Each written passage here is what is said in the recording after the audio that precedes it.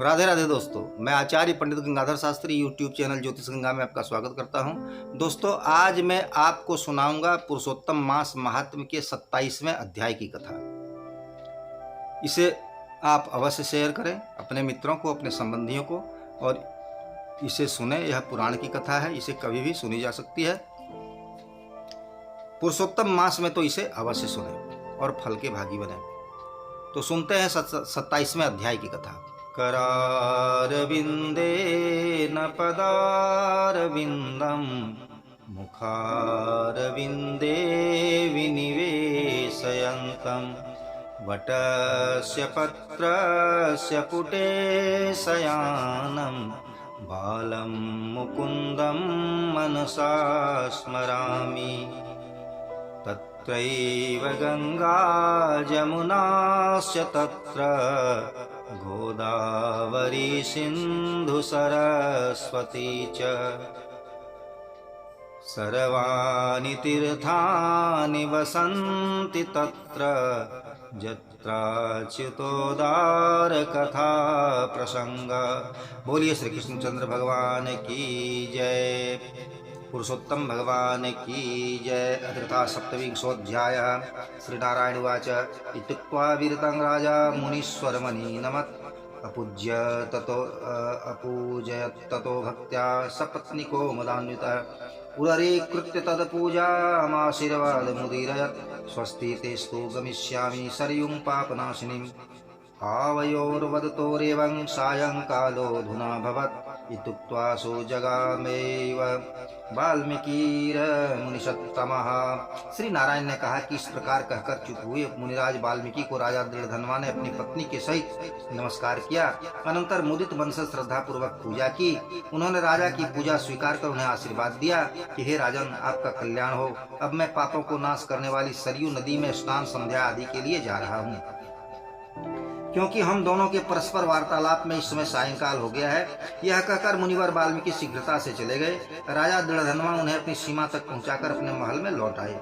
महल में आकर अपनी गुण सुंदरी नाम की सुंदरी रानी से बोले कि महाराज दृढ़धनवा ने कहा कि अरि सुंदरी प्रिय, राग द्वेष लोभ मोह मद मात्सर्य इन 6 शत्रुओं से भरे हुए गंधर्व नगर अथवा कुसुम अथवा सस श्रृंग अथवा बंध्यापुत्र के समान औसार संसार में मनुष्यों को कौन सा सुख रखा है। कीड़ा विष्ठा राख नामधारी वात पित्त कफ मलमूत्र खून से भरे हुए मेरा कौन सा प्रयोजन निकलेगा। हे वरवरणी, इस क्षणभंगुर शरीर से ध्रुव पदार्थ की प्राप्ति के उद्देश्य से भगवान पुरुषोत्तम का सम्यक रूप से स्मरण करते हुए अब मैं वन में जाऊंगा।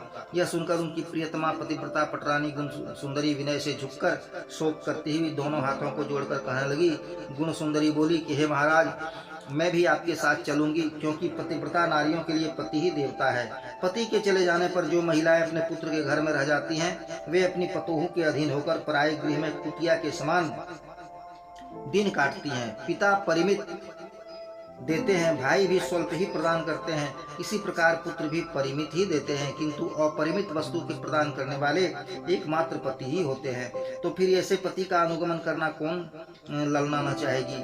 अपनी प्यारी रानी की बात को अंगीकार कर अपने राजकुमार को राज सिंहासन पर बैठाकर वे अपनी धर्मपत्नी के साथ उस वन में चले गए जहाँ ऋषि लोग रहते थे। हिमालय पर्वत के पास जहाँ गंगा जी बहती थी, वहां पहुंचकर युगल दंपत्ति पुरुषोत्तम मास के आने पर त्रिकाल स्नान करने लगे, प्रातः मध्याह्न तथा सायंकाल। हे नारद, पुरुषोत्तम मास के आने पर युगल दंपत्ति वहां पुरुषोत्तम भगवान का स्मरण करते हुए विधि विधान के साथ तपस्या करने लगे। ऊपर दोनों हाथों को उठाकर बिना किसी सहारे के पैर के अंगूठे के बल पर खड़े हो आकाश की ओर दृष्टि लगाकर निराहार रहकर वे भगवान श्री कृष्ण का जप करने लगे। इस प्रकार तपोनिधान राजा के व्रत विधि में लगे रहने पर उनकी पतिव्रता पत्नी पति की सेवा करती थी। इस प्रकार व्रत करते हुए पुरुषोत्तम मास पूरा बीत जाने पर वहां छोटी छोटी घंटियों से सुशोभित विमान आ पहुंचा।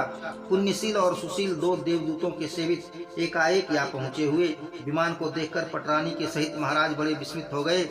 उन्होंने विमान में बैठे हुए पुण्यशील और सुशील को झुककर नमस्कार किया। वे दोनों सपत्नीक राजा को विमान पर चढ़ाने के लिए ले गए। राजा दृढ़धनवा सपत्नीक विमान पर सवार होकर दिव्य नवीन शरीर को धारण कर शीघ्र गोलोक को चले गए। इस प्रकार श्री पुरुषोत्तम मास की तपस्या का फल देखकर भय रहित गोलोक में जाकर भगवान श्री हरि की सामीप्य मुक्ति को पाकर आनंद करने लगे। राजा की पतिव्रता धर्मपत्नी भी पुरुषोत्तम मास में तपस्या करते हुए अपने पति की भली भांति सेवा करके अपने पति के लोक गोलोक में गई। श्री नारायण बोले कि हे नारद, आज मैं क्या वर्णन करूं, क्योंकि मेरी जिह्वा तो एक ही है। इस भूतल पर पुरुषोत्तम मास के समान अन्य कुछ भी नहीं है। हजारों जन्म तक तपस्या करने से जो फल नहीं मिलता, वह फल मनुष्यों को एक पुरुषोत्तम मास के सेवन से मिल जाता है। श्री पुरुषोत्तम मास में किसी बहाने से भी किए गए उपवास, दान, स्नान और जप आदि से करोड़ों जन्मों तक के किए गए अनेक पाप समूह नष्ट हो जाते हैं। जैसे 3 दिन केवल स्नान कर लेने से ही बानर का सब पाप कट गया, श्री पुरुषोत्तम मास में अनजान में किए गए स्नान से दुष्ट बंदर के पूर्व जन्म के कुकर्मों की ढेर का नाश हो गया। वह बंदर भी दिव्य शरीर धारण कर विमान पर सवार होकर वृद्धावस्था और मरण से रहित दिव्य लोक को चला गया। इसलिए 12 महीने से भी बढ़कर श्रेष्ठतम मास है। जिस पुरुषोत्तम मास में किए गए केवल स्नान भर से ही दुष्ट बंदर को भगवान हरि के पास पहुंचा दिया। जो श्री पुरुषोत्तम मास का सेवन नहीं करते वे महामूढ़ हैं, वे धन्य हैं, कृतार्थ हैं और उनका भारत में जन्म ग्रहण करना सफल है। जो स्नान, दान, जप, होम, उपवास पूर्वक श्री पुरुषोत्तम मास का विधि विधान के साथ सेवन करते हैं। नारद मुनि बोले कि वेद में तो कहा गया है कि समस्त अर्थों का साधन करने वाला मनुष्य का शरीर है, परंतु यह बंदर भी नहाने से पुरुषोत्तम मास का सेवन कर साक्षात मुक्त हो गया। यह बड़े आश्चर्य की बात है। हे तपस्वियों के शिरोमणि, समस्त लोग कल्याण की दृष्टि से इस कथा को मुझसे कह डालिए। इस बंदर ने त्रिरात्रि का स्नान कहाँ पर किया? यह बंदर कौन था? क्या आहार करता था? कहाँ उत्पन्न हुआ था? कहाँ रहता था? और श्री पुरुषोत्तम मास में किस बहाने से उनको क्या पुण्य हुआ? यह सब विस्तार से सुनने की इच्छा है, अतः आप मुझे सुनाइए, क्योंकि आपसे कथामृत का श्रवण कर जो मुझे तृप्ति नहीं हो रही है। श्री नारायण ने कहा कि केरल देश का एक कोई बड़ा लालची ब्राह्मण था। जैसे शहद की मक्खियां नित्य शहद इकट्ठी करती हैं, वैसे भी उनकी भांति धन से के इकट्ठा करने में द्रव्य का प्रेमी था। इसी कर्म के कारण लोक में उसकी कदर्य नाम से प्रसिद्धि हो गई। उसका पहले का पिता द्वारा रखा हुआ नाम तो चित्र शर्मा था। उस कदर्य ने सुंदर अन्न और सुंदर कपड़े कभी भी भोग नहीं किया। उस दुर्बुद्धे ने स्वाहा अग्नि में आहुति और स्वधा पितरों का श्राद्ध भी नहीं किया। अपनी ख्याति के लिए कुछ नहीं किया और आश्रितों का पोषण भी नहीं किया। बेईमानी से धन इकट्ठा कर जमीन में गाड़ दिया। उसने माघ मास में कभी तिल दान नहीं किया, कार्तिक मास में दीप दान और ब्राह्मण भोजन नहीं कराया, बैसाख में धान्य दान न किया और व्यतिपात योग में स्वर्ण दान भी नहीं किया। वह धृति में चांदी का दान नहीं किया और ये सब दान कभी सूर्य की संक्रांति के समय नहीं दिए। चंद्र ग्रहण और सूर्य ग्रहण के समय कभी न तो जप किया और न तो आहुति ही दी। आंखों में आंसू भरकर सब जगह दीन वचन बोलता था। वर्षा, वायु, धूप से व्यथित दुबला और काले शरीर वाला वह महामूढ़ धन के लोभ से पृथ्वी पर सदा घूमता रहता था। कोई भी इस पामर को कुछ दे दे, यही बार बार कहता फिरता था। गौ के दूहने के समय तक कहीं भी रुकने में समर्थ नहीं था। वह जहाँ भी जाता तो लोग उसे धिक्कारते थे। इससे वह जला भुना रहता और उद्विग्न मन से घूमता रहता था। उसका मित्र कोई बनेचर बगीचे का मालिक था। उस कदर ने उस माली से बार बार रोते हुए अपनी दुख गाथा कही। नगर निवासी लोग नित्य मुझे झिझकारते रहते हैं, इसलिए उस नगर में मेरा रहना नहीं हो सकता। इस प्रकार उन कदर ब्राह्मण के कहने पर उसके अत्यंत दीन वचन को सुनकर माली को दया आ गई। शरण में आए हुए उस दीन ब्राह्मण पर माली ने दया करके कहा कि हे कदर, अब तुम इसी बाग में रहा करो। नगर निवासियों द्वारा झिझकारा हुआ कदर माली की बात सुनकर मुदित मन से उस बगीचे में रहने लगा। प्रतिदिन उस माली के साथ रहता और वह जैसा कहता वैसा करता। इसलिए माली का उस पर पक्का विश्वास हो गया। उस कदर के प्रति अत्यंत विश्वस्त चित्त होने से बगीचा के माली ने अपने वाटिका का अपने ही समान कदरे को भी माली बना दिया। तब उस माली ने निश्चय कर लिया कि कदरे अपना ही आदमी है, इसलिए बगीचे की चिंता छोड़कर राजमहल में नौकरी करने लगा। राजमहल में उस माली को बहुत काम करना पड़ता था, इसलिए पराधीन होने के कारण वह वाटिका में नहीं जा सकता था। इधर कदर उस वाटिका में फलों को प्रसन्नचित्त हो खूब खा जाता था और बाकी बचे हुए फलों को लोभ के मारे बेच देता था। उस वाटिका के फलों को बेचकर बेखटके सब धन आप ले लेता था। जब कभी माली पूछता तो उसके सामने झूठ बोल देता था। नगर में फिरता फिरता भीख मांगता मांगता खाता पीता तुम्हारे उपवन की दिन रात रखवाली करता हूँ, यही झूठ बोलता था। इसी तरह झूठ बोल देता था। फिर भी पक्षी लोग महीने महीने आकर उसके फलों को खाकर उड़ जाते हैं। देखिए ना, मैंने खाने वाले चिड़ियों को खूब मार डाला है, जिससे उन चिड़ियों के मांस और पंख चारों तरफ बिखरे पड़े हैं। उन मांस के टुकड़ों और पंखों को देखकर उसकी बातों का पूरा विश्वास कर माली चला जाता था। इस प्रकार बुढ़ौती से अत्यंत जर्जर हो उस दुर्बुद्धि कदरे का 87 वर्ष का समय बीत गया। वह बुद्धिहीन मूढ़ वहां ही मर गया, परंतु उसे लकड़ी और आग तक नहीं मिली। बिना भोगे हुए पापों का नाश नहीं होता, ऐसा वेद के जानने वाले कहते हैं। इसलिए हाय हाय चिल्लाता हुआ, जमदूतों के मुंगरों के मार खाता हुआ, बड़े कष्ट के साथ बहुत भयंकर जममार हो गया। अपने पूर्व के किए हुए कुकर्म का स्मरण करता हुआ, बुदबुदाते हुए शब्दों में प्रलाप करता हुआ गया।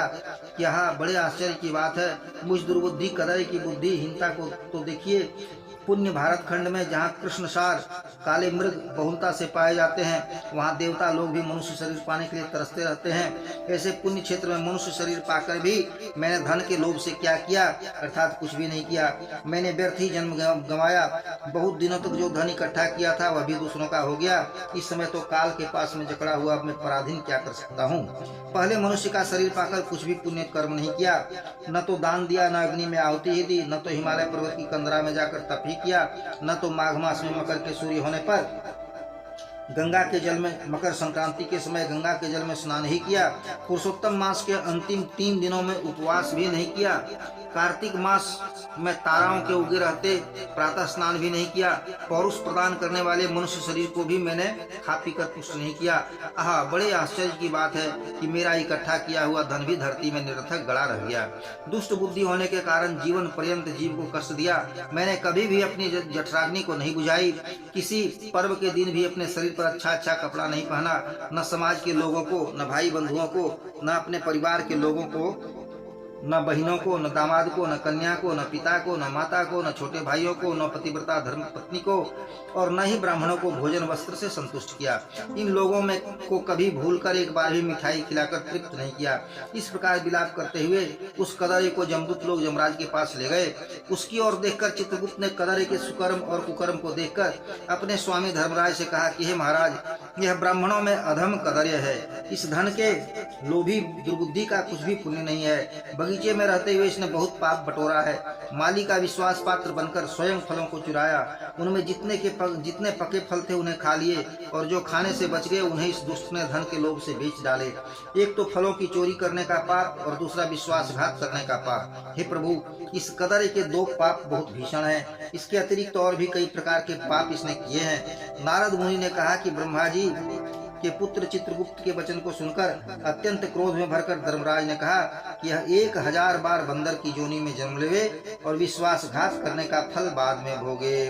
श्री बृहन्नारदी पुराणे पुरुषोत्तम मास महात्म्ये श्री नारायण नारद संवादे कदयोपाख्याने 27 प्रेम से बोलिए श्री कृष्णचंद्र भगवान की जय, विष्णु भगवान की जय। दोस्तों, 27वें अध्याय की कथा यहाँ पूर्ण होती है। अब इसके आगे का और वीडियो मैं अपलोड कर दूंगा। राधे राधे दोस्तों।